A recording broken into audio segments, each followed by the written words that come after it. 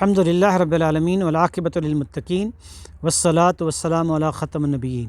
محترم ناظرین سامعین، قرآن مجید ایک ایسی کتاب ہے کہ جس میں نبی اکرم صلی اللہ علیہ وسلم کی سیرت کی مختلف پہلو بار بار بیان کیے گئے ہیں، اور نبی اکرم صلی اللہ علیہ وسلم کی سیرت کا مطالعہ میرے لیے اور آپ کے لیے اس لیے ضروری ہے کہ جتنا ہم نبی اکرم صلی اللہ علیہ وسلم کی سیرت کا مطالعہ کریں گے، اتنا ہی ہمارے دلوں کے اندر نبی اکرم صلی اللہ علیہ وسلم کی محبت اور عقیدت وہ پختہ ہوتی چلی جائے گی، اور پھر نبی اکرم صلی اللہ علیہ وسلم کی تعلیمات اور آپ کی سنتوں کی پیروی کرنا، ان کو اختیار کرنا ہمارے لیے آسان ہوتا چلا جائے گا۔ اور یہ بھی ضروری ہے کہ ہم اپنی جو نئی جنریشن ہے، نئی نسل ہے، ان کو بھی نبی اکرم صلی اللہ علیہ وسلم کی سیرت سے واقف کروائیں۔ تو قرآن مجید میں سورۃ البقرہ میں آیت نمبر 119 میں اللہ تعالیٰ نے نبی اکرم صلی اللہ علیہ وسلم کی سیرت کے دو بڑے نمایاں پہلو بیان کیے ہیں، اور آپ کو تسلی دی ہے کہ جب سورۃ البقرہ نازل ہوئی تو مدینہ المنورہ میں ابھی دوسرا ہی سال تھا، اور اب دعوت دے رہے تھے اہل کتاب کو، یہودیوں کو، اور وہ بات نہیں مان رہے تھے۔ تو اس وقت نبی اکرم صلی اللہ علیہ وسلم پریشان ہوئے، تو اللہ تعالیٰ نے تسلی کے طور پہ یہ آیت نازل فرمائی۔ چنانچہ سورۃ البقرہ کی آیت نمبر 119 میں اللہ سبحانہ وتعالیٰ کا ارشاد ہے، اعوذ باللہ من الشیطان الرجیم، بسم اللہ الرحمن الرحیم، انا ارسلناک بالحق بشیرا ونذیرا ولا تسأل عن اصحاب الجحیم۔ سورۃ البقرہ آیت نمبر 119 میں اللہ تعالیٰ کا ارشاد ہے، انا ارسلناک، اے نبی صلی اللہ علیہ وسلم، بے شک ہم نے آپ کو بھیجا ہے، ہم نے آپ کو یہ ذمہ داری اور یہ جو ڈیوٹی ہے یہ دی ہے، ہم نے آپ کو اس کے لیے چوز کیا ہے، بالحق کی، سچائی کے ساتھ، ٹروتھ کے ساتھ، انصاف کے ساتھ۔ آپ واقعی آپ کی جو خوبیاں اور کوالٹیز ہیں اور صلاحیتیں ہیں، وہ آپ اس قابل تھے کہ آپ کو یہ ٹاسک اور یہ ڈیوٹی اور ذمہ داری دی جائے۔ اور نبی اکرم صلی اللہ علیہ وسلم کی ذمہ داری اور مشن کیا تھا؟ آپ کی سیرت کا نمایاں ترین پہلو کون سا ہے؟ بشیرم و نذیرہ،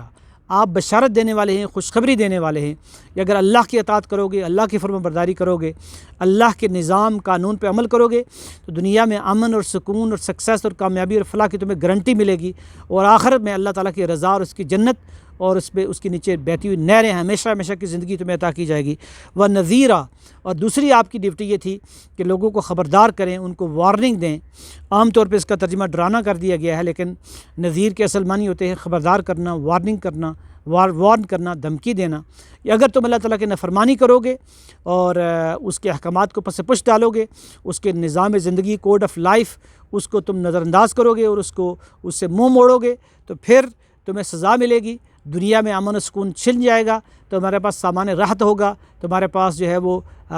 بڑی دنیا کی دولت ہوگی، اولاد ہوگی، لیکن تم امن اور سکون کی دولت سے محروم کر دیے جاؤ گے، اور آخرت میں اللہ کی ناراضگی اور اس کی غضب وہ اس کے تم مستحق ٹھہرو گے، اور ہمیشہ کی جو خسارہ اور نقصان ہے جہنم کی شکل میں وہ تمہیں ملے گا۔ فرمایا ولا تسأل عن اصحاب الجحیم، اے حبیب صلی اللہ علیہ وسلم، آپ سے ان لوگوں کے بارے میں سوال نہیں کیا جائے گا کہ جو جہنم میں گئے، کہ وہ کیوں جہنم میں گئے، اس لیے کہ وہ انہوں نے اپنے مفادات کی وجہ سے آپ کے پیغام کو ریجیکٹ کیا۔ آپ کا مشن اور ذمہ داری یہ ہے کہ آپ خوشخبریاں دیں، بشروا ولا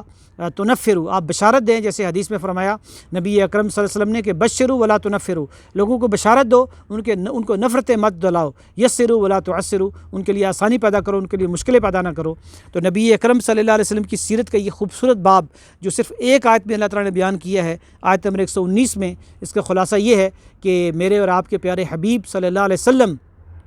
ان کی ذمہ داری بشارت دینا تھی، خوشخبری دینا تھی، لوگوں کو جوڑنا تھی محبت سے، پیار سے، اور ان کو وارن کرنا تھا، خبردار کرنا تھا اللہ کے نافرمانی سے اور اللہ کے دین کے منہ موڑنے سے۔ اور یہی میری اور آپ کی بھی ذمہ داری ہے، اور اللہ تعالیٰ سے دعا ہے کہ وہ مجھے اور آپ کو نبی اکرم صلی اللہ علیہ وسلم کی سچی محبت بھی نصیب فرمائے، آپ کی سیرت کا مطالعہ بھی کریں، اور اپنی نئی نسل کو نبی اکرم صلی اللہ علیہ وسلم کی سیرت سے جوڑیں، تاکہ وہ جھوٹ، کرپشن، بے ایمانی اور ظلم و ستم سے بچ سکیں۔ وآخر دعوانا الحمدللہ رب العالمین۔